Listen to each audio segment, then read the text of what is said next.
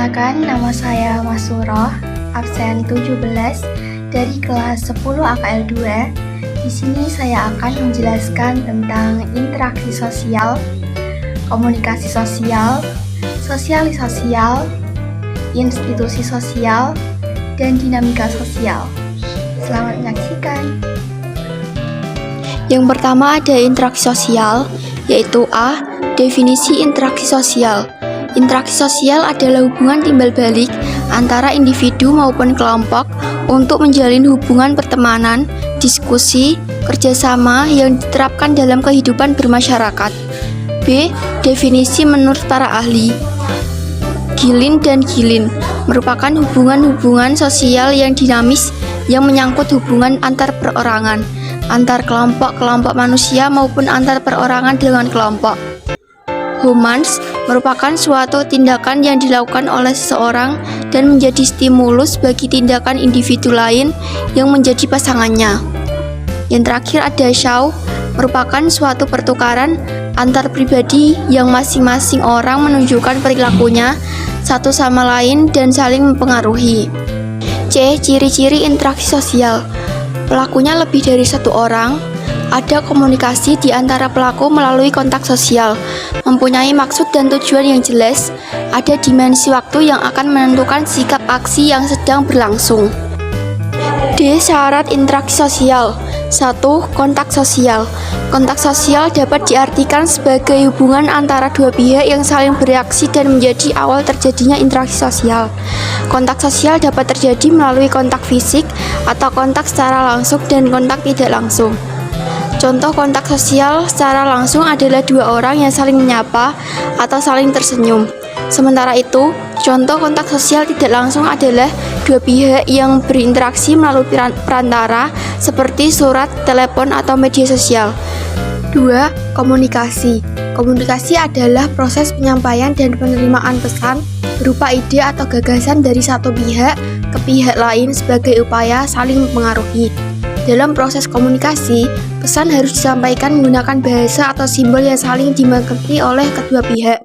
Agar dapat berlangsung dengan baik, komunikasi memerlukan beberapa komponen, seperti A. Pengirim atau komunikator sebagai pihak yang mengirim pesan kepada pihak lain. B. Penerima atau komunikan sebagai pihak yang menerima pesan dari pengirim. C. Pesan merupakan ide atau gagasan yang ingin disampaikan. D. Umpan balik atau feedback merupakan tanggapan dari penerima pesan terhadap pesan yang disampaikan. E. Media atau alat yang digunakan untuk menyampaikan pesan. Media ini dapat berupa tulisan, lisan, gambar, atau film. E. Bentuk-bentuk interaksi sosial. Ada interaksi asosiatif, interaksi disosiatif. Interaksi asosiatif meliputi kerjasama, akomodasi, asimilasi, dan akulturasi. Sedangkan interaksi disosiatif meliputi persaingan, kontravensi, dan konflik. F. Jenis dan contoh interaksi sosial. Interaksi sosial individu dengan individu, interaksi sosial individu dengan kelompok, dan interaksi sosial kelompok dengan kelompok. G. Faktor pembentuk interaksi sosial.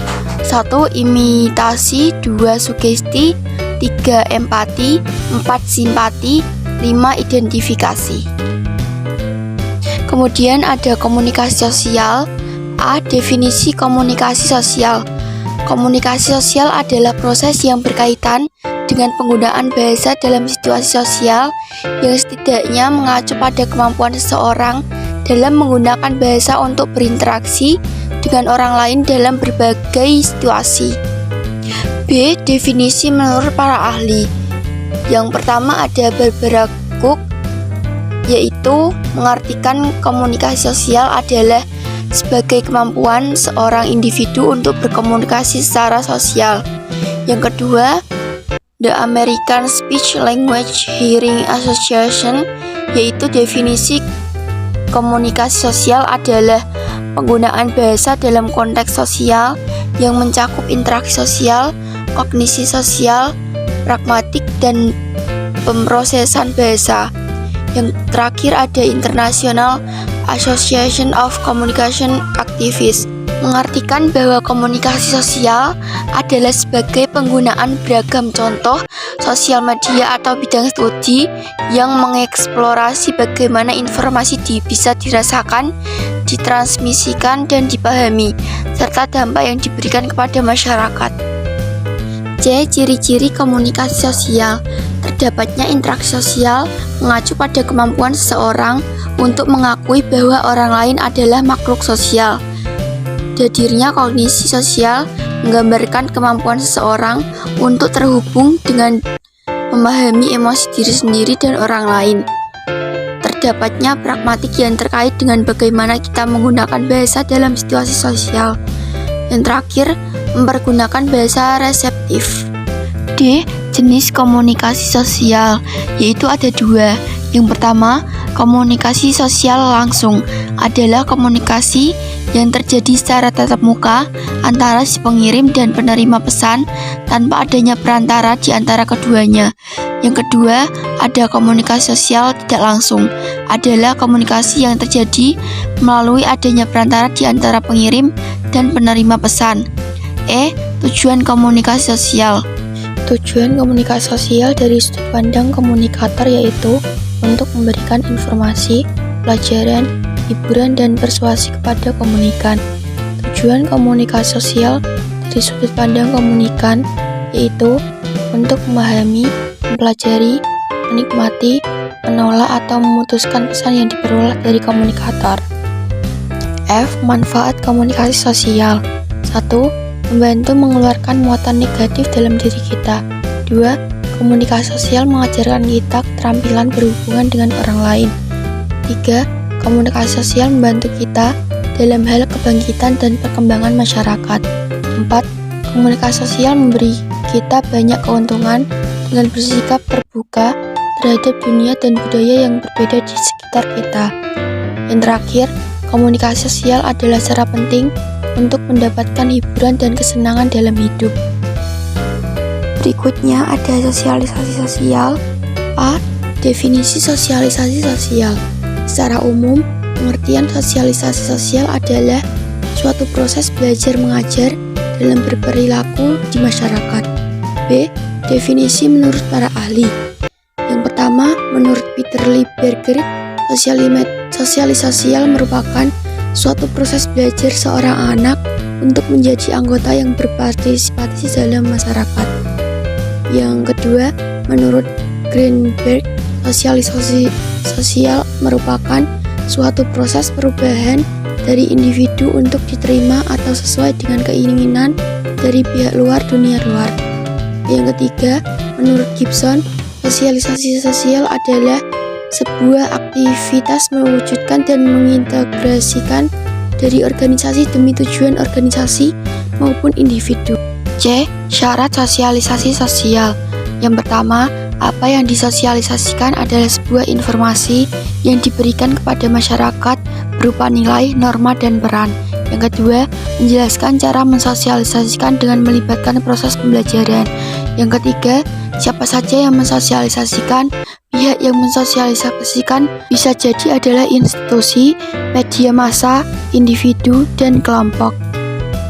D. Fungsi sosialisasi sosial. 1. Sudut pandang individu. Sosialisasi memiliki fungsi bahwa setiap individu membutuhkan sarana pengenalan, pengakuan, dan penyesuaian diri terhadap nilai-nilai, norma, dan struktur sosial. 2. Kepentingan masyarakat. Sosialisasi mempunyai fungsi dari masyarakat sebagai sarana pelestarian, penyebarluasan, dan pewarisan nilai-nilai serta norma sosial. E. Tujuan sosialisasi sosial. Yang pertama, setiap individu mendapatkan hak hidup dengan baik di tengah-tengah masyarakat. Yang kedua, setiap individu dapat menyesuaikan tingkah lakunya dengan budaya yang dimiliki oleh masyarakat. Yang ketiga, setiap individu dapat menyadari dan memahami peran dan posisinya dalam masyarakat. Yang keempat, setiap individu mampu menjadi anggota masyarakat yang baik sesuai nilai dan norma dari masyarakat. Yang kelima, keutuhan masyarakat bakal terwujud dan selalu terpelihara apabila setiap anggota masyarakat memiliki berinteraksi yang baik. F. Agen sosialisasi sosial. Ada keluarga, teman, sekolah, dan media massa. G. Proses sosialisasi sosial. Yang pertama, internalisasi nilai-nilai. Yang kedua, enkulturasi. Yang ketiga, pendewasaan diri. H. Cara-cara sosialisasi, yaitu laziman atau conditioning, yaitu cara sosialisasi yang menggunakan penghargaan atau hukuman sebagai pembentuk perilaku individu. Selanjutnya ada imitasi, yaitu cara sosialisasi yang dengan meniru perilaku yang dilakukan oleh orang lain. Selanjutnya identifikasi, yaitu cara sosialisasi dengan meniru perilaku individu lain yang dianggap dapat menjadi panutan dalam menjalankan hidup atau biasa disebut role model. Yang terakhir yaitu internalisasi, yaitu cara sosialisasi yang berasal dari diri atau kesadaran individu. I. Tahapan sosialisasi sosial. Tahap ke-1 yaitu preparatory stage, yaitu persiapan. Pada tahap ini seorang individu akan mulai belajar untuk mengenali lingkungan tempat ia tinggal. Yang kedua yaitu play stage. Pada tahap kedua dari sosialisasi, seorang anak sudah mulai belajar memahami peran dan status dirinya. Tahap ketiga yaitu game stage, yaitu dikenal juga sebagai tahapan seorang anak yang sudah siap bertindak. Pada tahap ini, kemampuan dalam berinteraksi yang dilakukan oleh seorang anak kian meningkat. Tahap keempat yaitu generalized order. Pada tahap terakhir sosialisasi, seorang individu bisa dikategorikan telah memasuki usia dewasa. Selanjutnya, ada institusi sosial. A. Definisi institusi sosial. Lembaga sosial atau institusi sosial adalah pihak yang mengatur rangkaian atau prosedur terkait dengan hubungan antar individu dalam kehidupan masyarakat. B. Definisi menurut para ahli. Yang pertama ada W. Hamilton, yaitu sebuah prosedur maupun cara hidup yang dilakukan oleh setiap kelompok masyarakat. Yang kedua ada Surjono Sukanto, merupakan himpunan dari norma pada segala tingkatan yang berkisar pada suatu kebutuhan pokok dalam kehidupan masyarakat. Yang terakhir ada Koenjareningrat, yaitu suatu sistem dengan tata kelakuan serta hubungan yang memiliki pusat pada aktivitas sosial untuk dapat memenuhi kebutuhan khusus dalam kehidupan masyarakat. C. Fungsi institusi sosial, yaitu untuk memberikan pedoman pada anggota masyarakat tentang bagaimana setiap individu harus bersikap dalam menghadapi masalah yang muncul dan berkembang di lingkungan masyarakat. Yang kedua, untuk menjaga keutuhan masyarakat yang saling berhubungan atau bersangkutan. Yang ketiga, untuk memberikan arahan kepada masyarakat untuk dapat mengadakan sistem pengendalian sosial seperti sistem pengawasan masyarakat kepada anggotanya. D. Ciri-ciri institusi sosial, yaitu memiliki kekekalan tertentu yang berlangsung lama. Yang kedua, memiliki satu atau lebih tujuan tertentu yang ingin dicapai oleh setiap anggotanya. Yang ketiga, memiliki sejumlah perangkat yang berfungsi untuk mencapai tujuan yang telah ditetapkan oleh anggota sebelumnya. Yang keempat, merupakan organisasi yang terstruktur serta relatif kekal. Yang kelima, norma yang terdapat dalam lembaga sosial diambil melalui proses panjang hingga dapat diakui oleh masyarakat setempat. Yang keenam, memiliki sanksi atau hukuman yang mengikat tentang bagaimana seseorang bersikap serta bertingkah laku. Yang ketujuh, memiliki aturan tertulis serta tidak tertulis. Yang kedelapan atau yang terakhir yaitu memiliki alat pelengkap tertentu berupa simbol maupun lambing. E. Tipe-tipe institusi sosial. 1. Lembaga sosial berdasarkan nilainya, yaitu A. Lembaga sosial primer atau basic social institution. B. Lembaga sosial sekunder atau subsidiary social institution. 2. Lembaga sosial berdasarkan perkembangannya, yaitu A. Creative social institution, B. Enacted social institution. Yang ketiga, berdasarkan sudut penerimaan oleh masyarakat, yaitu A. Private atau social sanctioned institution, B. Unsanctioned social institution. Yang keempat, lembaga sosial berdasarkan fungsinya, ada A. Operative social institution, B. Regulative social institution. Yang kelima, lembaga sosial berdasarkan penyebarannya. A. General social institution. B. Restricted social institution. F. Jenis-jenis institusi sosial, yaitu ada lembaga keluarga, lembaga pendidikan, lembaga ekonomi, lembaga agama, lembaga politik, dan lembaga budaya. Yang terakhir yaitu dinamika sosial. A. Definisi dinamika sosial. Dinamika sosial adalah serangkaian bentuk problematika kehidupan yang dialami oleh individu maupun kelompok yang melakukan bentuk mobilisasi sosial dengan cepat sehingga mengubah keteraturan sosial yang sudah berlaku di masyarakat. B. Definisi menurut para ahli. Yang pertama ada William F. Cockburn, yaitu perubahan sosial yang meliputi unsur kebudayaan. Yang kedua ada Kingsley Davis, yaitu bentuk perubahan yang dapat ditandai adanya perubahan struktur dan fungsi masyarakat. C. Ciri-ciri dinamika sosial. Yang pertama, memiliki kesamaan motif antar individu dengan individu lainnya. Yang kedua, munculnya dampak interaksi. Yang ketiga, adanya penciptaan tataan sosial maupun kelompok. Yang terakhir, berdasarkan norma. D. Jenis-jenis dinamika sosial. Yang pertama, pengendalian sosial, yaitu cara serta proses yang akan dicapai oleh masyarakat sehingga berbagai anggotanya dapat bertindak sesuai dengan harapan masyarakat. Yang kedua, mobilitas sosial, yaitu peristiwa sosial pada individu serta kelompok bergerak dengan berpindah dari sebuah lapisan sosial ke lapisan sosial lainnya. Yang ketiga, ada penyimpanan sosial, yaitu perilaku dari sejumlah besar orang yang dianggap sebagai hal tercela serta di luar batas toleransi.